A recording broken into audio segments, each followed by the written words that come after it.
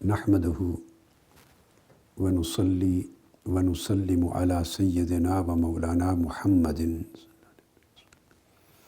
رسول النبی الامین المکین الحنین الکریم الرؤوف الرحیم. اما بعد، بسم اللہ الرحمن الرحیم. معزز سامعین و ناظرین، اللہ رب العزت کا شکر ہے جس کی توفیق سے ہم تصوف اور تعلیمات صوفیہ کے موضوع پر ایک سلسلہ وار گفتگو کر رہے ہیں، اور یہ سیریز اپنے معانی کے اعتبار سے اور مضامین کی اہمیت کے اعتبار سے، اپنے ذیلی اور جزوی عنوانات اور موضوعات کے اعتبار سے، اپنے مشمولات اور متضمنات کے اعتبار سے، اور جو سبجیکٹس تصوف اور اس کی تاریخ اور اس کی تصوف کی تعلیمات کے سلسلے میں جتنے ریلیٹڈ ہیں، ہم زیر بحث لا رہے ہیں، ان سوالات کے اعتبار سے ان کی ایک انتہائی ضروری تاریخی اہمیت ہے، اور ہر ایک لیکچر پوری سیریز میں دوسرے کے ساتھ پیوست ہے. پچھلی کئی نشستوں سے ہم چونکہ تاریخ تصوف کو اسٹڈی کر رہے ہیں، اور تاریخ تصوف کے ذیل میں بھی اس حصہ کو ہم زیر غور لائے ہیں کہ مستشرقین نے پچھلی چند صدیوں میں جو یہ نظریہ قائم کیا کہ تصوف بنیادی طور پہ ایران کی سرزمین سے پیدا ہوا، عجمی اور غیر اسلامی مذاہب، فلسفوں یا روحانی نظریات سے متاثر ہو کر اس نے تشکیل اور ارتقاء پایا، اور اس طرح ایرانی سرزمین کے ذریعے اسلام میں داخل ہوا. اس پر ہم اسٹڈی کر رہے تھے کہ یہ مستشرقین کا یہ خیال کیوں پیدا ہوا. اس پر پوری تاریخی بحث کے بعد ہم نے ان کے مفروضات کو رد کیا ہے، اور اس حصہ گفتگو کی اب آخری نشستیں چل رہی ہیں. اس سے قبل ہم نے پروفیسر نکلسن کی کتاب دا مسٹکس آف اسلام اور ان کے ساتھ ان کی چند دیگر کتب اور گولڈ زہر کی کتابیں اور بعض دیگر نامور اورینٹلسٹ کی جو رائٹنگز ہیں، ریسرچ ہے، ان کا مطالعہ کیا. اب آخر میں ہم اے جے آربری کی کتاب an introduction to the history of Sufism, اس کا مطالعہ ایک پورے نظم کے ساتھ کر رہے ہیں، اور اس کے ذریعے تجزیہ کرتے جا رہے ہیں کہ مستشرقین کے قائم کردہ نظریہ میں کوئی ایک بنیاد بھی دلیل اور شہادت پر قائم نہیں، بلکہ وہ تمام نظریات حقیقت میں بے بنیاد مفروضات ہیں. اس ضمن میں ہم نے پچھلی گفتگو جو ختم کی تھی وہ سر ولیم جونز، جو نامور اورینٹلسٹ تھے اور جنہوں نے یورپ میں تصوف کی تاریخ پر لکھنے والوں میں بڑا نمایاں مقام پایا، اور انہوں نے بڑا نمایاں کنٹریبیوشن کیا اس نظریہ کو ڈیولپ کرنے کے لیے. آف کورس ہمارا اس نظریہ سے اختلاف ہے، اور ہم اس کو بڑی تفصیل اور شرح و بسط کے ساتھ بیان کر چکے ہیں اور کر رہے ہیں، مگر جو بھی مفروضہ انہوں نے پیش کیا اس میں سر ولیم جونز کا ایک کنٹریبیوشن ہے. اس پر خود اے جے آربری نے کمنٹ کیا ہے، اور وہ کہتا ہے کہ جونز کی تمام نظریہ دراصل سپیکولیشن ہے، جس کو میں نے مفروضہ کہا، گیس ورک ہے. اور وجہ اس کی یہ ہے کہ جون اسپیکولیٹڈ، اے جے آربری لکھتے ہیں، basing his theories on an acquaintance with the mysticism of the Persian poets only, or very nearly only, for he had no opportunity of studying those primary documents in Arabic which have still to be completely explored and which afford the only reliable basis for constructing an ancestry of Sufism. بڑا انہوں نے clearly ان کے نظریات اور ان کے مفروضات کا تبصرہ کر کے اس کا بے دلیل ہونا، بے شہادت ہونا بیان کر دیا ہے کہ ان کی اسپیکولیشنز کی پہلی بنیاد تو صرف ایرانی شعراء ہیں کہ انہوں نے سارا مدار اپنے علم کا نظریہ کا ایرانی شعراء کی شاعری پہ رکھا ہے۔ پھر اے جے آربری نے اس کی ریزن بیان کی کہ وجہ یہ ہے کہ ان لوگوں کی بشمول ولیم جونز کی ایکسیس نہیں تھی عربک سورسز تک، جو بنیادی مآخذ اور مصادر ہیں اسلامی تصوف کے، ان کا مطالعہ نہیں تھا، دستیاب نہیں تھے، اور وجہ بتاتے ہیں کہ وہ چھپے نہیں تھے۔ جب وہ چھپیں گے تو تب ریلائبل بیسز، ایک قابل اعتماد بنیاد قائم ہوگی تصوف کی تاریخ کی عمارت کھڑی کرنے کے لیے۔ اور اب اس کے بعد آگے اے جے آربری لکھتے ہیں ایز وی شل سی the view that Islamic mysticism was derived from or was in large measure indebted to the Vedanta philosophy، فلسفہ ویدانت جو ہندو فلسفہ ہے، کہ یہ تصور کہ اس سے لیا گیا یا کافی حد تک اس سے تأثر لیا تصوف نے۔ پھر کہتے ہیں has not lacked since for learned advocates and it yet remains to be finally proved or rejected۔ اب اس ہندی فلسفے سے اسلامی تصوف کا ماخوذ قرار پانا، اس کے بارے میں بھی انہوں نے کیٹیگوریکلی لکھا ہے کہ یہ ابھی انتظار کیجئے کہ ٹائم آئے گا جب اصل مصادر و مآخذ سامنے آئیں گے تو تب پتہ چلے گا کہ یہ پروو ہوتا ہے یا ریجیکٹ ہو جاتا ہے مفروضہ۔ اب اس سطح کے مستشرق جب اپنے سے پہلے کیے ہوئے پورے کام پر ایک محاکمہ کر کے فائنل رائے دیتے ہیں تو میں نہیں سمجھتا کہ مسلم زعماء اور اہل علم و فکر کو اتنی واضح تحقیق کے بعد اس رائے پہ اصرار کرنے میں کوئی جواز محسوس ہونا چاہیے، اصرار نہیں کرنا چاہیے۔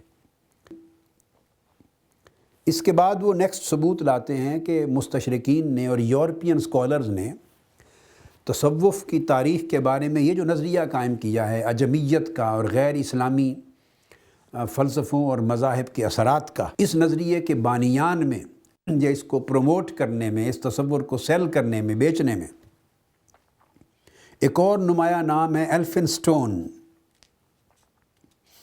اور وہ کہتے ہیں اس کا بھی بس ایک روڈیمنٹری نالج تھا صوفیزم کا۔ کابل وزٹ کیا انہوں نے، کچھ صوفیہ جو کلیم کرتے تھے کہ صوفی ہیں درویش، ان سے ملاقات کی، اور جو کچھ ان کی باتوں سے اس کی سمجھ میں آیا اس نے اس کے نوٹس بنائے اور آ کے یورپ میں چھاپے، وہ تصوف پر اس کی کتاب بنی، اور اس میں وہ لکھتا ہے ایلفنسٹون، وہ بیان کرتا ہے کہ another sect in Kabul is that of the Sufis who ought perhaps to be considered as a class of philosophers۔ اب اس کی سمجھ میں یہ آیا ہے کہ یہ جو ایک صوفی ایک فرقہ ہے صوفیہ کا، اور وہ کہتا ہے ایکچولی یہ ایک طبقہ ہے فلسفیوں کا، یہ فلسفی ہیں۔ جو کچھ اس نے سمجھا کابل میں، وہ سمجھا کہ یہ فلسفیوں کا ایک مکتب فکر ہے، rather than آف ریلیجنسٹس، مذہبی اسکالرز یا مذہبی لوگ کہنے کی بجائے یہ دراصل فلسفی ہیں۔ اور پھر اس کا نقطہ نظر as far as I can understand their mysterious doctrine their leading tenet seems to be that the whole of the animated and inanimate creation is an illusion۔ اب انہوں نے ہندو فلسفہ جو ہے ویدانت کا، اس کو پڑھ کر کابل کے کچھ لوگوں کی جو باتیں سنی چند چیدہ چیدہ ان کو جوڑا ہے، اور اس سے فلسفہ وحدت الوجود اور فلسفہ ویدانت کے مشترکات جو اس کی سمجھ میں آئے وہ ان کو بیان کر کے اس نے ایک چیز بنا دیا، and that nothing exists except the supreme being which presents itself under an infinity of shapes to the soul of man۔ itself a portion of the divine essence, itself under an infinity of shapes to the soul of man. تو وہ یہ کہتے ہیں کہ یہ سارا کا سارا وحدت الوجود کے تصور کو دراصل ہندو فلسفہ ویدانت کے تناظر میں اس کو سمجھا گیا ہے، اور الگ سورسز نہیں، تو اس نے اپنا نقطہ نظر آ کے اس نے بھی ڈیولپ کیا، اور وہ اپنی اتھارٹی ایلفنسٹین خود کلیم کرتا ہے کہ اس کو یہ جو سارا کچھ معلومات ملی جس کے بارے میں اس نے تصوف کے اوپر ایک نظریہ قائم کیا، وہ کہاں سے ملی؟ اے جے آربری لکھتے ہیں کہ ایلفنسٹون خود explains his authority for what he writes on Sufism. He says all that is known of it was communicated by a certain darwish who traveled into European countries. پہلے کابل میں گئے، پھر ایک درویش کوئی یورپ کے ملکوں میں سیر و تفریح پر آیا، تو جو کچھ اس نے بیان کیا وہ کہتے ہیں کہ یہ سارا کچھ اس نے کمیونیکیٹ کیا تھا. اب چونکہ اے جے آربری نے اور ان لوگوں نے تو انالائز ایک سنگل ایویڈنس کو تجزیے کے ساتھ انالائز کر دیا ہے، تو بات کھل گئی، مگر نظریہ بیان کرنے والوں نے اس کو اس طرح ایک سنگل شخص، ہر شخص جس نے کتاب میں لکھا، اس نظریے کے پروموٹ کرنے میں ہر شخص جس کی کتاب نے، تصنیف نے، سفر نامے نے، لٹریچر نے کردار ادا کیا، اس نے ہر ایک کو کھنگالا ہے اور بے نقاب کیا ہے. تو پوری سٹوری سامنے کھول گئی کہ یہ سب بے حقیقت مفروضے اور افسانے تھے. مگر عام کتابوں میں نظریات پہ لکھتے ہوئے جب ڈسکشن کرتے ہیں تو ان کا انالیسس تو نہیں کیا انہوں نے، جس کی وجہ سے یہ مغالطہ ہمارے ہاں بھی درکار آیا. چنانچہ 1815 میں ایلفنسٹون نے اپنی یہ ساری آبزرویشنز کو مرتب کیا اور لکھا. اسی سال سر جون میلکمز نے ایک کتاب لکھی جو چھپی، ہسٹری آف پرشیا. تو اب آپ نے دیکھا کہ یہ جتنی 300، 350، 400 سال کی یورپ کی تصانیف کی، یورپ میں چھپنے والے تصوف کے لٹریچر کی، یورپ میں تصوف کو متعارف ہونے کی جتنی تاریخ ہے 300-400 سال کی، وہ ساری صرف ایران کے گرد گھومتی. ایران سے باہر کوئی نہیں گیا ہے.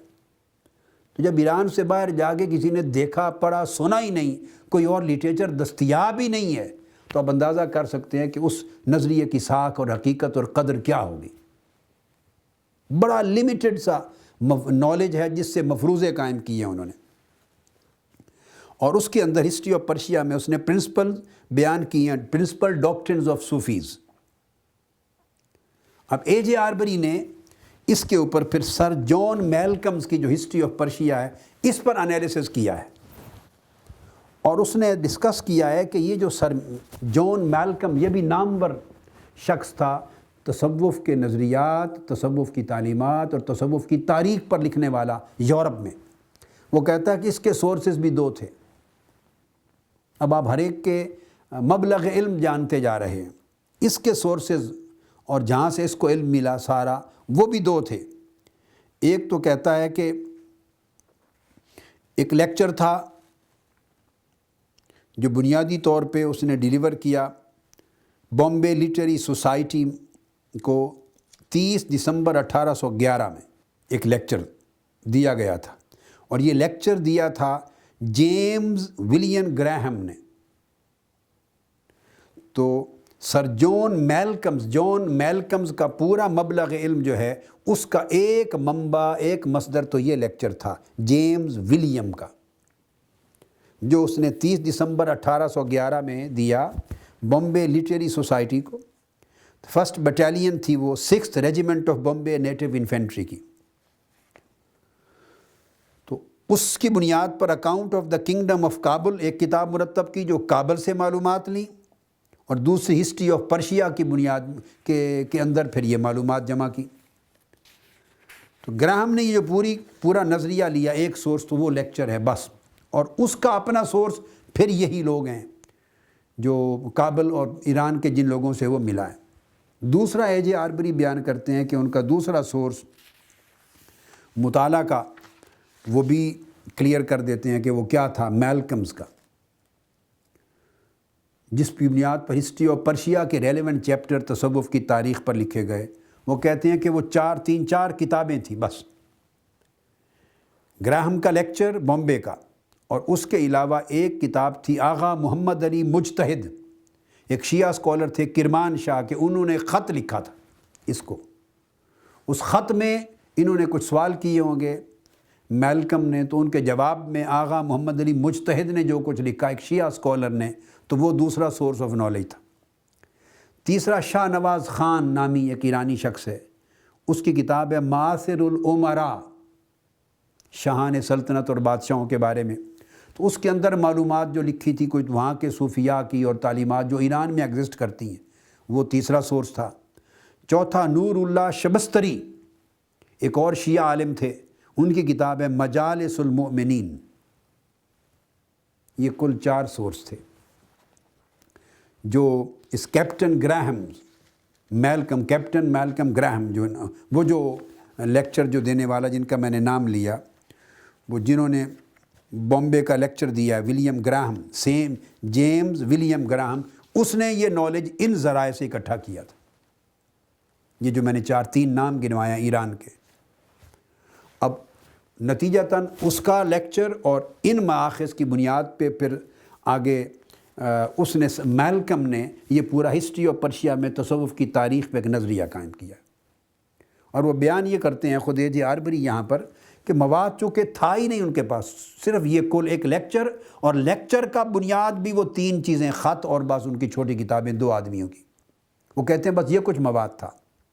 اس کم مواد کی بنیاد پر جو نظریہ قائم کیا کیپٹن گراہم کا بھی اور میلکم کا بھی، وہ آپ اندازہ کر سکتے ہیں کہ وہ کتنا قابل اعتبار اور قابل اعتماد نظریہ ہے۔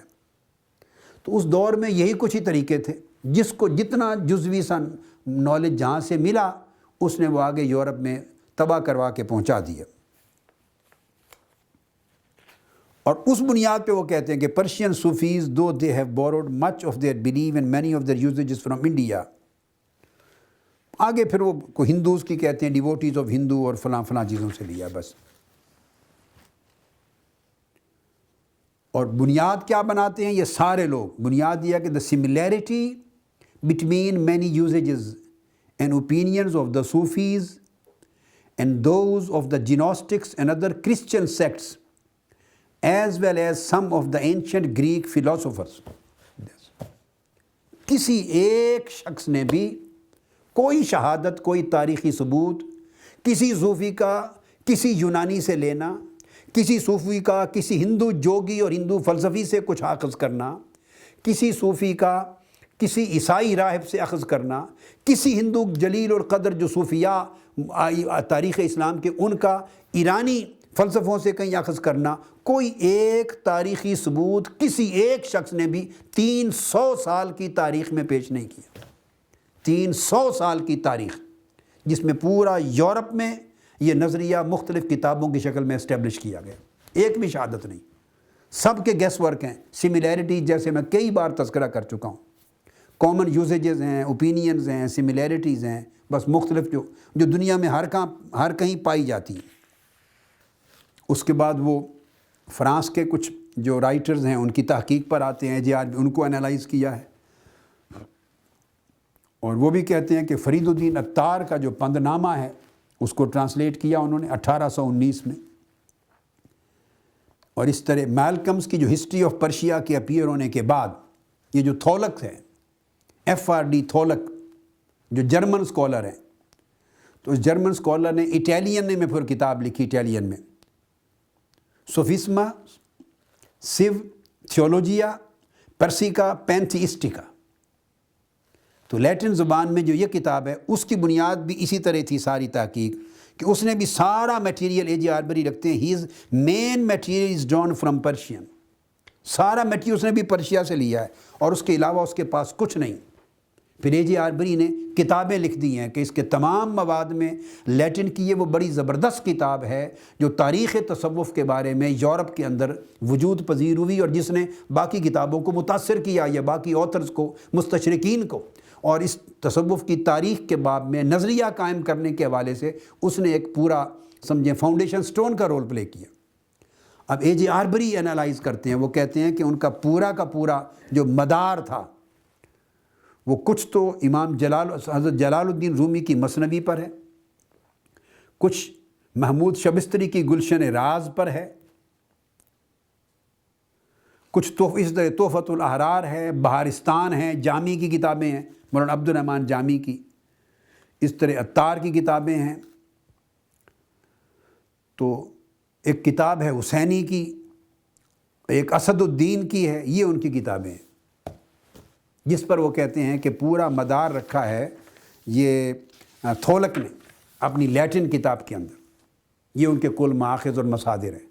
اب آپ ان میں سے دیکھ سکتے ہیں ایک کتاب بھی ایسی نہیں جس کا تاریخ تصوف میں یا تصوف کی تالیفات اور تصنیفات میں سوائے مثنوی مولانا روم کے، مگر وہ تصوف کی عین تعلیمات کے باب میں نہیں، وہ شاعری کے انداز میں اس کا بیان ہے، وہ نصائح کا ہے، حکمتوں کا ہے، فلسفے کا، اس میں 100 چیزیں جمع ہیں، مگر ان میں سے ایک کتاب بھی تصوف کی علمی تاریخ کے اندر اس کا نام بھی نہیں آتا۔ اور ان میں سے بے شمار لوگ، کوئی شیعہ اسکالرز ہیں، کچھ عام تاریخی رائٹرز ہیں، کوئی اسد الدین ہے، کوئی حسینی صاحب ہے، اب یعنی آپ اندازہ کر لیں، اور کچھ ایسے لوگ ہیں جو شعراء ہیں، کچھ فلسفی ہیں، کچھ کلچر پہ لکھنے والے ہیں، کچھ ادب پہ لکھنے والے ہیں، لٹریچر پہ لکھنے والے، ایسے لوگ ہیں۔ اس پوری چیزوں کو انالیسس کر کے پھر A.J. آربری بیان کرتے ہیں آگے کہ چونکہ ساری تحقیق یورپین اسکالرز کی، اورینٹلسٹ کی اسپیکولیٹو ریسرچ ہے، اور ان کی تھیوریز، نظریات اسپیکولیٹو تھیوریز ہیں، سب مفروضات پر قائم ہیں، ایک بات، اور پرابلم ان کا یہ ہے کہ یہ سارے کمپیریٹیو مسٹیسزم پہ لکھتے رہے ہیں، کسی ایک نے اسلامک مسٹیسزم پر کام ہی نہیں کیا۔ دوسری بات یہ کرتے ہیں سارا کام کمپیریٹیو مسٹیسزم کے ہوتا رہا ہے کہ ہندو مذہب میں ویدانت میں مسٹیسزم کیسی کیا ہے، بدھ مت میں مسٹیسزم یعنی اس کے یہاں روحانیت، تصوف کہہ لیں، میں لفظ تصوف یوز نہیں کرتا، مسٹیسزم کر رہا ہوں، وہ کیا ہے، ایران میں ایرانی شعراء اور فلسفیوں میں اور وہاں کے لوگوں میں مسٹیسزم کیا ہے، کابل میں مسٹیسزم کیا ہے، عیسائیت کے ہاں مسٹیسزم، کرسچن مسٹیسزم کیسی ہے، اور پھر اس کے مشترکات یونانی فلسفے اور نیو پلاٹونزم کے ساتھ کیا ہیں، اور ہندو فلسفی کے ساتھ کیا ہیں، اور بدھزم کی فلسفی کے ساتھ کیا ہیں، ایرانین فلسفوں کے ساتھ کیا ہیں۔ وہ کہتے ہیں کہ یہ سارے 200-250-300 سال کے عرصے میں مستشرقین نے جتنا کام کیا وہ مسٹیسزم میں، تصوف کے باب پر وہ کمپیریٹیو مسٹیسزم پہ کام کرتے رہے ہیں، ایک بات۔ دوسرا، انحصار سارا ایرانی لٹریچر پہ رہا ہے یا ایرانی لوگوں پہ رہا ہے، اور تیسرا ان کا مین کنسرن ان تمام چیزوں میں مشترکات کو تلاش کرنے پر رہا ہے، جسٹ اٹریکٹیو جنرلٹیز اینڈ اٹریکٹیو کامنلٹیز، جو دلچسپ مشترکات تھے بس اس پہ کنسنٹریٹ رہا ہے۔ کسی نے اسلامک مسٹیسزم پہ ریسرچ ہی نہیں کی، نہ اس کے مصادر دستیاب تھے، نہ اس کے اوپر ایکسکلوسو کسی نے تحقیق کی، لہٰذا جو بھی نظریہ قائم ہوا وہ اسلامی تصوف کے بارے میں تصور نہیں کر سکتے، وہ تصوف کی تاریخ پر نہیں ہے، کیونکہ ان کے پاس اس کے مصادر ہی دستیاب نہیں ہیں۔ اب وہ بیان کرتے ہیں یہاں پر A.J. آربری آگے اس پوری ڈسکشن کو، وہ کہتے ہیں آئی وڈ ریکمینڈ، اب یہاں اس کے اوپر یہ پوری انالیسس کے بعد وہ کہتے ہیں that a truce be called to all such speculations for at least a generation, so that meanwhile all possible energy can be concentrated upon the main task in hand, the only task appropriate to the thorough-going specialist, the description and analysis of Sufi doctrine and practice on the basis of Islamic sources and Islamic sources only۔ وہ یہ بیان کرتے ہیں، کہتے ہیں اگر آپ چاہتے ہیں کہ اسپیکولیشن سے، مفروضات سے، بے بنیاد اور بے دلیل نظریات سے نکل آئیں اور تصوف اسلامی کی اصل تاریخ تک پہنچیں، تصوف کی صحیح تاریخ کی شناخت کریں، تصوف کی صحیح تاریخ کا تعین کریں اور تصوف کی صحیح تاریخ کی تشریح کریں، اگر اس کو جاننا چاہتے ہیں تو کہتے ہیں کہ ہمیں ایک نسل درکار ہے جو کنسنٹریٹ کرے اپنی تمام تر انرجی، اور وہ کیسے کام کیا کرے، بیسز اس کا ہو only Islamic sources and Islamic sources who. 2 bar repeat کر کے کہا کہ صرف اور صرف اسلامی مصادر پر اگر کنسنٹریٹ کر کے اس میں سے اخذ کرے گی تو تاریخ تصوف اسلامی صحیح معنوں میں متعین ہو سکے گی۔ ورنہ وہ کہتے ہیں ہمارے ہاں یورپ میں اور 300 سال میں جو کچھ ہو چکا ہے وہ اسلامی تصوف کی تاریخ کے بارے میں کوئی مطالعہ نہیں ہوا. وہ مطالعہ سارا اسپیکولیٹو ریسرچ تھی، کمپیریٹیو مسٹیسزم تھی اور کامنیلٹیز پر تھی، وہ ٹریک پر بھی نہیں تھے. اور اس کے پہ ریزن بتاتے ہیں کہ چونکہ لٹریچر نہیں ان کے پاس.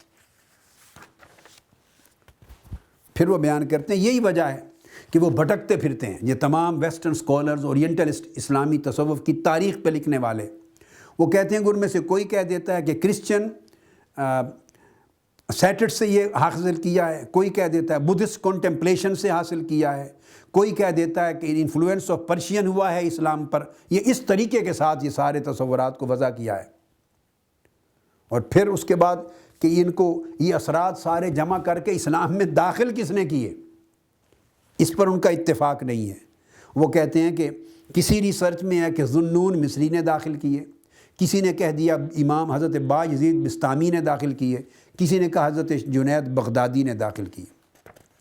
اور اسی طرح اس کی ریسرچ جو کر کے مختلف جو اور اسکالرز ہیں جنہوں نے اس کے اوپر کام کیا ہے، تو انہوں نے وہ بتایا کہ مقتول سہروردی کو، سہروردی مقتول، شہاب الدین سہروردی مقتول، اس کو بھی اسٹڈی کر کے اسی میں انکلوڈ کیا ہے، جس کی وجہ سے ان کا دھیان نیو پلاٹونزم کی طرف چلا گیا ہے. چونکہ سہروردی مقتول یہ حضرت امام شیخ شہاب الدین عمر سہروردی رحمۃ اللہ علیہ نہیں ہیں، انہی کے ہم نام ہیں، ایک ہی زمانہ ہے اور سہرورد کے ہی رہنے والے ہیں، علاقہ بھی ایک ہے. یہ فلسفی تھے. ان کی کتاب حکمت الاشراق ہے. اب جب حکمت الاشراق کو انہوں نے فلسفی کا حصہ بنا دیا، تھیوسوفی کو، تو اس کو کمپیئر کیا نیو پلاٹونزم کے ساتھ، اس کو کمپیئر کیا زورواسٹرینزم کے ساتھ، اس کو کمپیئر کیا پھر آگے دیگر مذاہب اور فلسفوں کے ساتھ، تو یہاں سے بھی مغالطہ کھایا انہوں نے. ان کی کتابیں حکمت الاشراق اور حیاکل النور، حیاکل النور، ان دو کتابوں کو انہوں نے انکلوڈ کر کے اس سے بھی غلط نتائج اخذ کیے. تو مقتول جو عمر جو ہیں سہروردی مقتول، یہ بھی تصوف کی تاریخ کے، تصوف کے بانیان یا تشکیل دینے والوں میں ان کا نام نہیں ہے. وہ دوسرے حضرت شیخ شہاب الدین عمر سہروردی رحمۃ اللہ علیہ. پھر اس طرح جان پی براؤن کی بات آتی ہے 1867 میں، اور ان کی کتابیں ہیں جو 1927 میں جا کے چھپی. جان پی براؤن، انہوں نے لکھی دا درویشز. تو انہوں نے پھر درویشز پر کام کیا، ٹرکی جا کے دیکھا، وہاں وہ کنسٹینٹینوپل میں یونائٹڈ اسٹیٹ کے سیکریٹری تھے ان کی طرف سے، تو ان کی کتابیں آئی ہیں، کچھ ایران سے آئیں. یہ اے جے آربری نے تاریخ کو متعین کرتے ہوئے بیان کیا ہے کہ یہ جو پورا سروے کرتے ہیں تصوف کی تاریخ کے بارے میں اور صوفیزم کے اوپر جو کچھ اورینٹلسٹ نے لکھا، تو وہ جو پھر ماڈرن سکول جس کے پیچھے یہ سارے نام تھے جو میں نے گنوا دیے، جن کی کوئی بنیاد نہیں تھی، اب ان کی کتب، ان کی تحقیقات اور جو سرمایہ 300 سال میں انہوں نے پیش کر دیا تھا، جو اویلیبل لٹریچر تھا، اب اس کو سامنے رکھ کر جو ماڈرن سکول صوفیزم پہ ریسرچ کرنے کا، تصوف کی تحقیق کا نیا مکتب فکر وجود میں آیا، اس میں پھر 5 نام نمایاں ہوئے. مگر ان سارے 5 کا جو انحصار تھا، اعتماد تھا، وہ اس لٹریچر پر تھا جس کا تجزیہ اور انالیسس ہم کر چکے. ان میں گولڈ زہر آیا، پھر ان میں نکلسن آئے جو اے جے آربری کا استاد ہیں، اس میں میکڈونلڈ آئے، اس میں میسینیون آیا، اور اس میں پلیسیو. یہ پھر نام آتے ہیں اس کے بعد، جونز، تھولک اور ولیمز وغیرہ سب لوگوں کے بعد جا کر جنہوں نے کام کیا. یہ نیا مکتب فکر وجود میں آیا ہے، ان کی تحقیقات پہ بیس کر کے پھر اس نظریے کو آگے ایلیبوریٹ کرنے والا. انہوں نے کوئی نیا نظریہ نہیں دیا، اسی ہی ٹریک پہ چلیں، اسی ٹریک پر. اور ان کے پورے کام کے اوپر پھر اے جے آربری اپنے کمنٹ دیتے ہیں. وہ کہتے ہیں کہ in 100 years not a great deal that can be regarded as really substantial research had taken place. جو کام انہوں نے اب مرتب کر دیا پوری ریسرچ کو. وہ کہتے ہیں and the reason for this was of course first and last and always the lack of published text and of their scientific analysis. جو چند ٹیکسٹ تھوڑے سے ان کے پاس آئے تو بعض نیو آئیڈیاز انہوں نے ڈیولپ کر دیے جو پہلوں کے پاس نہیں تھے.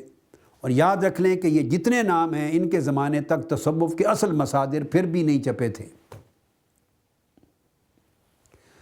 خلاصہ یہ ہوا کہ 1585 عیسوی سے لے کر 1867 یعنی 19ویں صدی کے اواخر اینڈ تک، 1585 سے 1867 تک، یہ پورا پیریڈ 19ویں صدی عیسوی کے اختتام تک تصوف پر، اس کی ابتدا، اس کی ارتقاء، اس کی تاریخ پر 20 کتب چھپ چکی تھی، 20۔ اور 300 سال کا پورا یورپین لٹریچر لاطینی زبان میں، جرمن میں، فرانسیسی میں، انگریزی میں جو چھپا، وہ سارا کا سارا گھومتا تھا ہندو فلسفے کے گرد، نیو پلاٹونزم کے گرد، بدھسٹ فلسفی کے گرد، اور ایرانی مؤلفات اور نظریات اور ایرانی شعراء اور ایرانی فلاسفہ کے گرد، اور مسیحی نظریات اور یونانی فلسفوں کے گرد تصوف اسلامی کے مشترکات تلاش کرنے میں۔ اس سے ہٹ کر وہ کسی اور ٹریک پہ نہیں جا سکے، مصادر دستیاب نہیں تھے اور کوئی نئی چیز کریٹ نہیں کر سکے۔ پھر اے جے آربری اپنی اس کتاب کے اگلے لیکچر میں، جو انہوں نے لیکچر دیے، کلکتہ کے لیکچر ہیں چونکہ یہ کتاب، اس میں انہوں نے گولڈ زہر سے میسینیون اس پورے پیریڈ کو لیا ہے، اور جو میں نے عرض کر چکا کہ اس کی بنیاد بھی ساری وہی ہے جو پچھلی کتب آ چکی تھی ان کے سامنے، اسی بھی بنیاد پر انہوں نے کام کو آگے کیا۔ اور 1898 میں وہ کہتے ہیں کہ اس پیریڈ میں آ کر ایک تو ان کی بھی بنیاد ہمیشہ پرشین پوئٹری پر رہی، گولڈ زہر سے لے کے یہ جو نیا دور آیا، نیا مکتب فکر ہے، جدید سکولرز، سٹل یہ 19ویں صدی اور 20ویں صدی کے عرصے تک رہتے ہیں۔ کیمبرج یونیورسٹی سے جو چھپی کتاب، تو اس کے اندر بھی سلیکٹڈ پوئمز فرام دیوان شمس تبریز، پرشین پوئٹری تھی، ایرانی شعراء کے کلام پر کنسنٹریشن رہی، اور شمس تبریز کا دیوان پھر انہوں نے چھاپا، اور پروفیسر نکلسن جو ہے اس کے جو آتھر تھے، وہ آتھر تھے اس کے سارے۔ اس پورے پیریڈ میں چند نام جو نمایاں طور پہ آئے، مگر یاد رکھ لیں کہ کسی نے نئی ریسرچ انٹروڈیوس نہیں کی، انہوں نے صرف کتابیں لکھی، ہر ایک نے اپنے اپنے نقطہ نظر سے کتابیں لکھی، نئی ریسرچ انٹروڈیوس نہیں ہوئی۔ میں اس بات کو ایکسپلین کر رہا ہوں۔ تو تھولک بھی آ چکے، یورپین اسکالر تھے پہلے، مگر اس کے بعد فرانسیسی اسکالر والن بورگ 1763 سے 1806 کے عرصے کے۔ پھر جرمن آئے جارج روزن، تو اس نے بھی اسی طرح کا کام، یہ ساروں نے پھر مثنوی مولانا روم کے اوپر تھوڑا تھوڑا جزوی کام کرتے رہے، سب کی کنسنٹریشن اسی پہ رہی۔ پھر رکرٹ آئے 1819 میں، انہوں نے بھی دیوان پر، مولانا روم کے اور شمس تبریز کے دیوان پر کام کیا۔ پھر سر جیمز ریڈ ہاؤس آئے، پھر ای ایچ ونفیلڈ آئے۔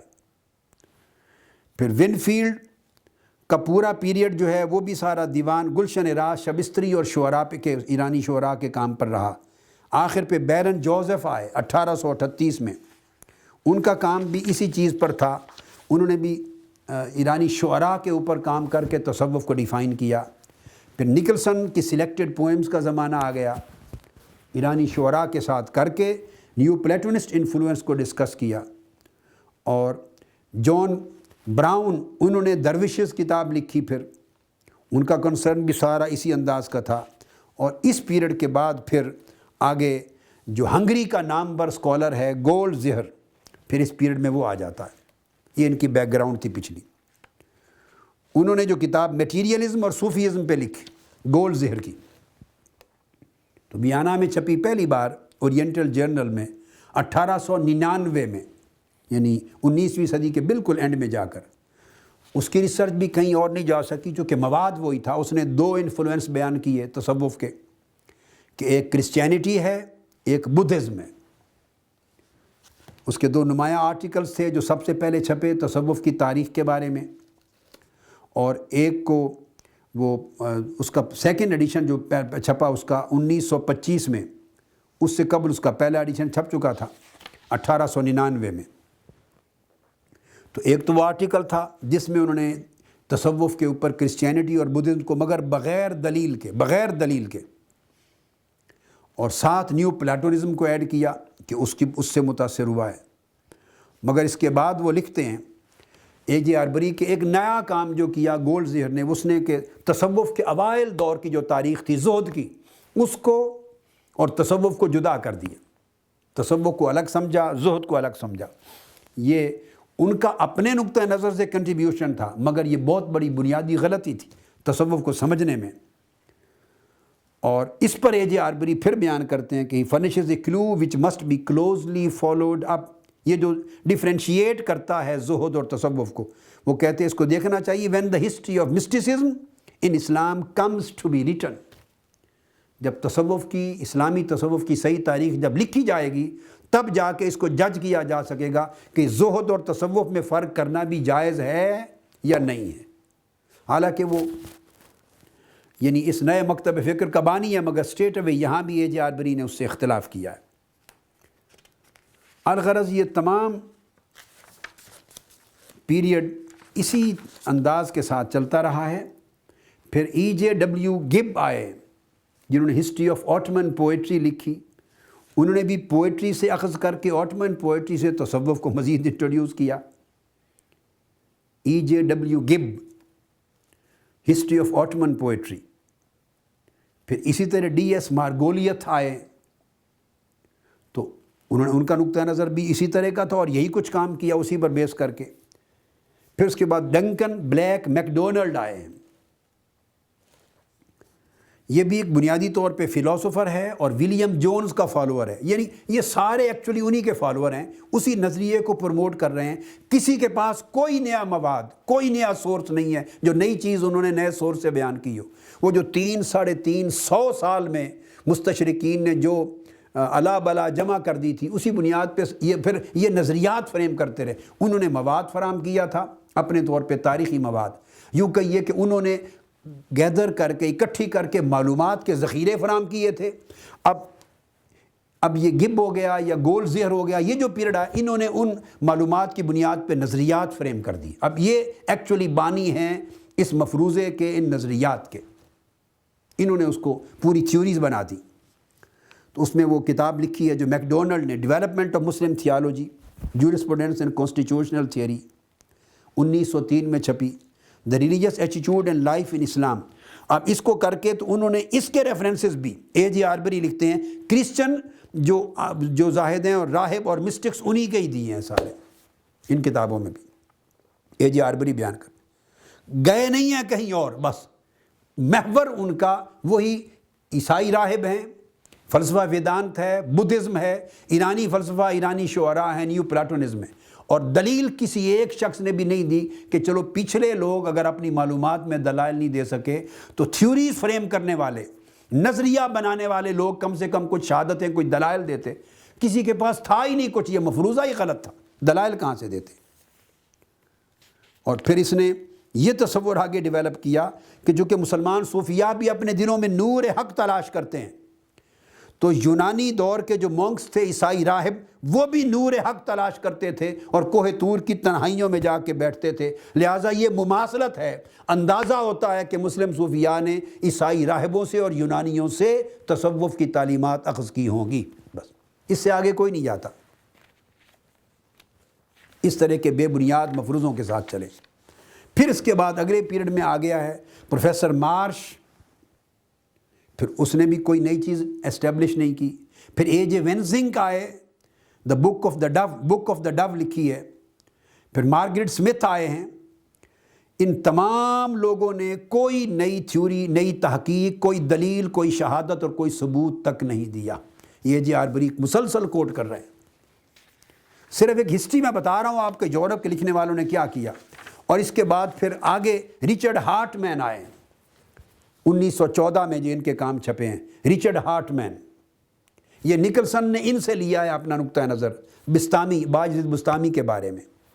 رچرڈ ہارٹ مین وہ شخص ہے پہلا جس نے اسی مفروضے کو آگے دلیل دینے کے لیے 3 باتیں کی رچرڈ ہارٹ مین نے۔ ایک تو اس نے یہ کہا کہ ترکستان یا وسطی ایشیا جو سینٹرل ایشین سٹیٹس ہیں، وہ مشرق اور مغربی تہذیب کا مقام اتصال تھا۔ پرشیا بھی وہاں اس کے بارڈرز ملتے تھے، گریک کے بارڈر بھی ملتے تھے اس زمانے کے، اور انڈیا کے بارڈر بھی ملتے تھے۔ اب چونکہ بارڈرز ملتے ہیں تو ایک تو اس نے مفروضہ یہ بنایا، اب اندازہ کر لیں کہ نظریے کس طرح وجود میں لائے ہیں وہ۔ لہٰذا اس نے سمجھا کہ یقیناً اس وسطی ایشیا کا علاقہ اور پھر یہیں سے خراسان اور ایران سارا آ جاتا ہے، تو تین تہذیبیں آپس میں ملتی ہیں، تو لہٰذا ایک دوسرے کی طرف نظریات فلسفے منتقل ہوئے ہوں گے، اور یہ چونکہ نظریات کی منتقلی ان خطوں کے بارڈرز کے قریب قریب ہونے کی وجہ سے اندازہ لگتا ہے، اس سے گمان کیا جا سکتا ہے کہ مسلم صوفیاء نے یہ انڈیا سے بھی اور یونان سے بھی اور پرشیا سے بھی تعلیمات اور نظریات لیے ہوں گے۔ یہ پہلا، یہ اس طرح کے نظریے بنے ان کے۔ دوسرا ہارٹ مین نے نظریہ دیا تصور رضا کا، اللہ پر راضی ہونا، اس کی رضا پر۔ یا ایتھا النفس المطمئنہ ارجعی الی ربک راضیۃ مرضیہ فادخلی فی عبادی وادخلی جنتی، اور ورضوان من اللہ اکبر۔ یہ جگہ جگہ قرآن مجید میں جو رضا الہی کا تصور آیا ہے کہ سب سے بڑا جو ڈیسٹینیشن ہے اور سب سے بڑی جو بلیسنگ ہے، اللہ کی نعمت ہے، سب سے بڑا اچیومنٹ ہے، سب سے بڑی اٹینمنٹ جو ہے ایک روحانی سفر کی، وہ اللہ کی رضا کو پانا ہے۔ ورضوان من اللہ اکبر۔ اور صحابہ کرام کی بھی یہی تلاش رضا بیان کی۔ اعوذ باللہ من الشیطان الرجیم، فرمایا محمد رسول اللہ قرآن مجید میں، والذین معہ اشداء علی الکفار رحماء بینہم تراہم رکعا سجدا یبتغون فضلا من اللہ ورضوانا۔ پورا قرآن مجید اللہ کی رضا طلبی کی تعلیم اور تصور سے معمور ہے۔ اب ادھر دھیان نہیں گیا، چونکہ قرآن کا تو مطالعہ ہی نہیں، نہ حدیث نبوی کا مطالعہ ہے، نہ صحابہ کرام تابعین اتباع التابعین کی پوری تاریخ کا ہی مطالعہ نہیں ہے۔ یہ پورے 300-400 سال میں یہ مطالعے نہیں ہوتے رہے، یہ بات ذہن میں رکھیں۔ جب یہ نظریہ اور مفروضہ بنا ہے، حدیث نبوی پہ سٹڈیز، صحابہ کرام تابعین اتباع التابعین پر سٹڈیز، حدیث سٹڈیز، سنہ لٹریچر اور اسناد پر، یہ سارے اس 100 سال کے اندر جب یہ نظریے بن چکے تھے، اس کے بعد یہ سٹڈی شروع ہوئی ہے۔ ہمارے پچھلے دور، پچھلی صدی کے نصف آخر سے لے کے اب تک جو مستشرقین آئے ہیں، انہوں نے ان سبجیکٹس کے اوپر کام کیا ہے، اور جس زمانے میں تاریخ تصوف کے بارے میں یہ نظریہ تشکیل پذیر ہوا، وہ 300-400 سال میں کوئی ایک سنگل سٹڈی بھی قرآن، حدیث، صحابہ، تابعین اتباع التابعین اور ان قرون اولیٰ کے ادوار پہ نہیں ہوئی، اس لٹریچر کی۔ اب ہارٹ مین اس کو کہتا ہے، چونکہ صوفیاء رضا کے تصور پر، اللہ کی رضا پہ راضی ہونے پر بہت زور دیتے ہیں، وہ کہتا ہے کہ یہ ہندو فلسفوں میں اللہ کی رضا کا تصور بہت ملتا ہے، رضا کا تصور ملتا ہے، لہٰذا اندازہ ہوتا ہے کہ شاید انہوں نے وہاں سے لیا ہوگا۔ یہ دوسری بات کی۔ اور تیسری بات جو ہارٹ مین نے کی، وہ ایک ہسٹوریکل ایویڈنس اس نے پرووائڈ کرنے کی کوشش کی for the first time in history of European یا اورینٹلسٹک ریسرچ، اور اس نے یہ کہا کہ یہ باجزید بستامی کے ذریعے ہندوستان اور پرشیا کے اثرات اسلامی تصور میں داخل ہوئے انڈین فلسفیز کے۔ اس کا ذکر میں پہلے کر چکا ہوں ایک جگہ پر، نکلسن کے حوالے سے۔ جب نکلسن کی کتاب دا مسٹکس آف اسلام کی ہم سٹڈی کر رہے تھے، تو اب اس سے پتہ چلا کہ نکلسن نے خود یہ مفروضہ، یہ تصور ہارٹ مین سے لیا تھا۔ نکلسن نے اپنا سورس بیان نہیں کیا، اس نے جسٹ بیان کر دیا تھا، مگر اے جے آربری نے یہ بات کھول دی کہ یہ نظریہ نکلسن نے ایکچولی ریچرڈ ہارٹ مین سے لیا۔ ریچرڈ ہارٹ مین وہ پہلا آدمی ہے جس نے یہ کہا تھا کہ باجزید بستامی کے ایک شیخ استاد تھے ابو علی سندھی، اور لفظ سندھی اس نے غلط پڑھا، ریچرڈ ہارٹ مین نے اسی غلطی کو نکلسن نے کیری آن کیا، یا باقی اورینٹلسٹ اور سکولرز نے بھی کیری کیا۔ تو وہ کہتے ہیں ابو علی سندھی تھے، اور سندھی سے مراد صوبہ سندھ لیا، اور کہا کہ چونکہ سندھ ہندوستان میں تھا، لہٰذا اندازہ یہ ہوتا ہے کہ ہندوستان کے صوبہ سندھ کے ایک استاد، چونکہ ان کے اساتذہ میں نام آتا ہے، اس کے ذریعے ہندو فلسفہ اور اس کی تعلیمات حضرت باجزید بستامی تک پہنچی ہوں گی۔ آپ اندازہ کر لیں کتنا مذہقہ خیز استدلال ہے، تصور ہے، انسان اس پر کیا کہے۔ اس کو پھر اب اے جے آربری نے اب رد کیا ہے، یہاں پر اے جے آربری نے رد کیا ہے، اور میں یہ بات پہلے ایک لیکچر میں بیان کر چکا ہوں۔ رد اس طرح کیا ہے کہ یہ جو لفظ سندھی ہے، بنیادی طور پہ ایک تو یاد رکھ لیں کہ سندھ نہیں ہے، یہ لفظ سند ہے۔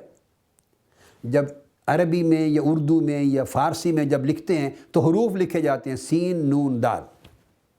فارسی اور اردو میں تو آپ کو پتہ ہے اعراب لگتے ہی نہیں ہیں، فارسی اردو میں اعراب لگانے کا ان دو زبانوں میں تو رواج ہی نہیں، اور عربی میں اب اعراب لگنے لگے ہیں۔ عربی قدیم کتب میں کبھی بھی اعراب نہیں ہوتے۔ اب بھی جو قدیم مطابع کی چھپی ہوئی کتابیں ہمارے پاس ہیں میری لائبریری میں، جو میں نے انہیرٹ کی اپنے والد گرامی سے، اور جن کتابوں پہ اوپر ہم پڑھے اپنے زمانے میں، درس نظامی کو اور صرف و نحو سے لے کے تفسیر، حدیث، فقہ اور علوم اور فنون سارے ہم پڑھے، کوئی کتاب اس زمانے اعراب والی نہیں ہوتی تھی۔ بغیر اعراب کے الفاظ عربی کے صدیوں سے ہمیشہ سے اس طرح لکھے آتے۔ اب یہ لفظ تھا ایکچولی سین نون دال، جہاں کے کوئی ایک استاذ ان کے ہوں گے۔ میں نے عرض کیا تھا کہ ابو علی سندھی کے نام سے تمام اسماء الرجال کی کتابیں اور حضرت بایزید بستامی کے تراجم کی کتابیں میں نے سب کھنگال مالی ہیں۔ ابو علی سندھی کے نام سے ان کا کوئی استاذ نہیں ہے، لیکن میں ایک حسن ظن کرتا ہوں، ابو علی چونکہ نام نہیں ہے، نام کوئی اور ہوگا، ابو علی کنیت ہوگی، انہوں نے نام نہیں لکھا، کنیت لکھ دی ہے۔ اس سے ہم چلو سوچتے ہیں کہ اس نام سے کوئی شخص ہوں گے۔ غلطی کیا لگی کہ وہ سند نام سے ایک گاؤں صوبہ بستام میں تھا، صوبہ بستام میں، نسا شہر میں، حضرت بایزید بستامی کا جو شہر ہے بنیادی طور پہ بستام، اس کے قریب یہ شہر تھا۔ ابھی ورد کے قریب یہ پڑتا، ابھی ورد کے قریب، اور بستام کے قرب میں صوبہ خراسانی کے اندر یہ شہر تھا سند۔ تو کئی محدث، کئی راوی وہ ہو گزرے ہیں جو سندی کہلاتے تھے۔ حضرت ابراہیم بن ادم سے بھی روایت کرنے والے کئی محدثین علماء کا تذکرہ سندی کے ساتھ آتا ہے، مگر عربی دان پڑھ سکتا ہے کہ یہ لفظ سندی ہے، چونکہ نہ زبریں لکھی ہوتی ہیں نہ زیریں۔ اب چونکہ سین نون دال تھا، اس کو غلطی سے ہارٹ مین نے سندھ پڑھ لیا۔ یہ پوری بات علامہ یاقوت الحموی نے معجم البلدان میں بیان کی ہے، جو جغرافیہ پر، بلدان پر، شہروں پر، ملکوں پر سب سے بڑی تاریخ کی نامور کتاب ہے تقریر جغرافیہ کی۔ اور وہ بیان کرتے ہیں کہ ایکچولی خراسان کا یہ جو لفظ ہے ابھی ورد کے قریب، یہ اصولی طور پہ نسا کے شہر میں ہے، اور یہ فتح کے ساتھ ہے، سندی ہے۔ زبر نہ لکھنے یا زیر نہ لکھنے کی وجہ سے جو ماہر نہیں ہے وہ اس کو سندھی پڑھ لے گا، اور یہ غلطی ہوئی ہارٹ مین سے۔ اب اس پر اے جے آربری کو اب میں کوٹ کرتا ہوں، وہ بیان کرتے ہیں، he even points to the name of Abu Ali al Sindhi, Abu Yazid al Bistami's teacher, یہ ہارٹ مین، اور یہی ویو میں نے عرض کیا کہ نکلسن کا بھی اس نے ہارٹ مین سے لیا۔ وہ کہتے ہیں کہ اس نے ابو علی سندھی کو مینشن کیا as a clear and irrefutable proof of Indian origins. اب اندازہ کر لیں کس طرح چیز کو ارریفیوٹیبل بنا لیتے ہیں، بس ایک نام نظر آ گیا، سین نون دال، یہ اس کو یہ بھی نہیں کہ میں غلط پڑھ رہا ہوں، اس کا بھی احساس نہیں تھا کہ یہ لفظ سندی ہے، اور یہ گاؤں اسی شہر بستام کے قریب صوبہ خراسان میں ہی موجود ہے، ان کے گھر کے قریب آگے دوسرے شہر میں۔ معلوم نہیں ہے، معجم البلدان کتب نہیں دیکھی، سفر نہیں کیا اس جگہ کا، سندھ معروف صوبہ تھا انڈیا کا، تو فوری دھیان چلا گیا سندھ کی طرف۔ تو وہ کہتے ہیں کہ یہ ارریفیوٹیبل پروف ہو گیا کہ اس کے ذریعے انڈیا کے فلسفے کے اثرات لیے ہیں بایزید بستامی نے، اور انہوں نے اسلامی تصوف میں داخل کی ہیں۔ آپ اندازہ کر لیں، ایک لفظ کا لگا بھی مغالطہ، مگر اس نام کی وجہ سے ایک پروف کو ارریفیوٹیبل پروف بنا دیا۔ کتنی زیادتی کی بات ہے۔ As a clear and irrefutable proof of Indian origins. آگے اے جے آربری کا تبصرہ پڑھیے۔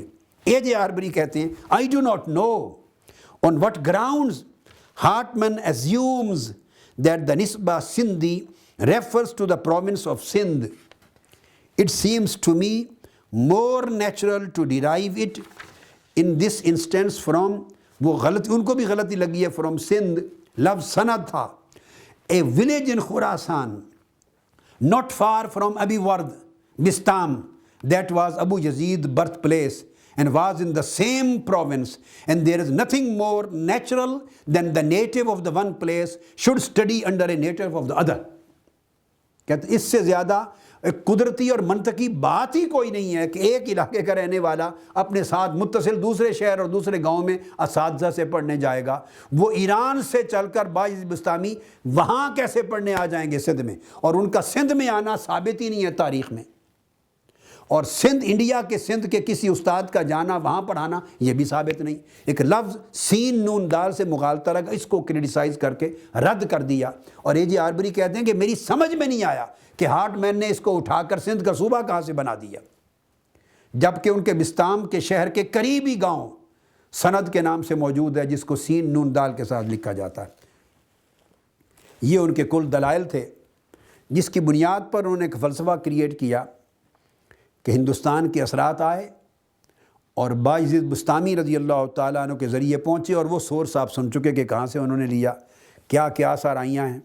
اور پھر ہارٹ مین بیان کرتے ہیں کہ یہ سارے ترکستان کے ذریعے جو معلومات آئیں, ہندوستان کی معلومات آئیں, بدھ مت کی معلومات آئیں, ایران کی آئیں, ہند کی, ان ساروں کو, اور مسیحیت کی آئیں, یونانی فلسفے کی آئیں.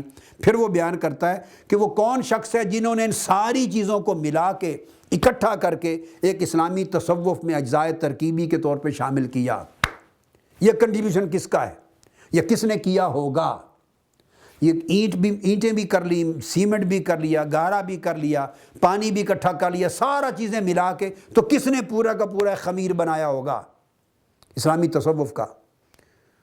تو وہ کہتا ہے کہ اپنے اندازے کے ساتھ وہ کہتے ہیں, ہارٹ مین ریپلائز, یہ جی آربری کے لفظ ہیں, that more than to any other man the credit belongs to Abul Qasim al-Junaid. He therefore pleads that all the existing fragments of this great mystic should be collected and thoroughly analyzed. اب وہ یہاں اپنے لفظوں میں یہ بھی اعتراف کر گئے ہیں کہ انہوں نے خود ابھی تک پڑھا نہیں ہے ابو القاسم الجنید بغدادی کے تصنیفات کو, تحریروں کو, ان کے رسائل کو. کہتے ہیں کہ ضرورت اس امر کی ہے کہ حضرت جنید بغدادی کی تصنیفات کو اور تحریروں کو جمع کیا جائے, اور جمع کر کے پڑھا جائے, انالیسس کیا جائے.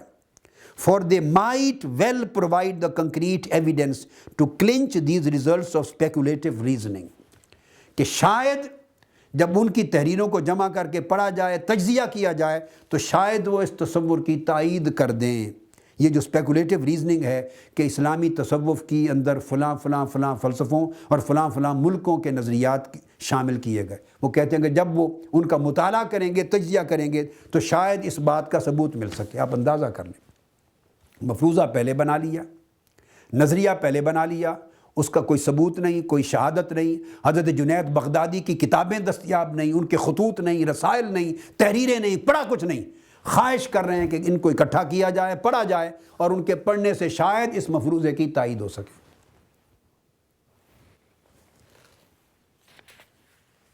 یہ انہوں نے ایک پورا مفروضہ بنایا ہے.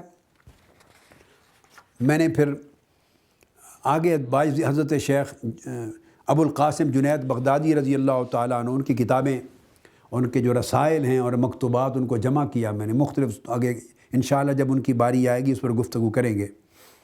تو یہ جس میں سند کی بات کر رہا تھا, یہ امام ابن عساکر نے تاریخ دمشق الکبیر میں بھی, اور امام سلمی نے طبقات سلمی میں بھی بیان کیا مختلف جگہوں پر. فرماتے ہیں کہ حضرت عبداللہ بن السندی الخراسانی ایک محدث تھے, انہوں نے حضرت ابراہیم بن ادم سے روایت کی ہیں احادیث. تو یہ لفظ کتب حدیث میں اسماء و رجال میں السندی الخراسانی, عبداللہ اور کئی اور لوگوں کے نام اس نام سے آئے ہیں, جو اس بات کی تصدیق کرتے ہیں کہ با یزید بستامی کے بھی جو کوئی آدمی ہیں ابو علی, وہ بھی سندی تھے, سندھی نہیں تھے. تو یہ ہارٹ مین تک ہم نے اس نقطہ نظر کو بیان کیا اور یہ واضح کر دیا اے جے آربری کی اپنی تحقیق کے ساتھ کہ یہ بے بنیاد اور بے دلیل مفروضے تھے. آج کی گفتگو یہاں پہ ختم کرتے ہیں. انشاءاللہ اس کا اگلا حصہ اور آخری حصہ اس سبجیکٹ کا اللہ رب العزت کو منظور ہوا تو ہم اگلی نشست میں بیان کریں گے اور مکمل کریں گے. وما علینا الا البلاغ. شیخ الاسلام ڈاکٹر محمد طاہر القادری کے آفیشیل یوٹیوب چینل کو سبسکرائب کریں اور بیل آئیکن کلک کریں.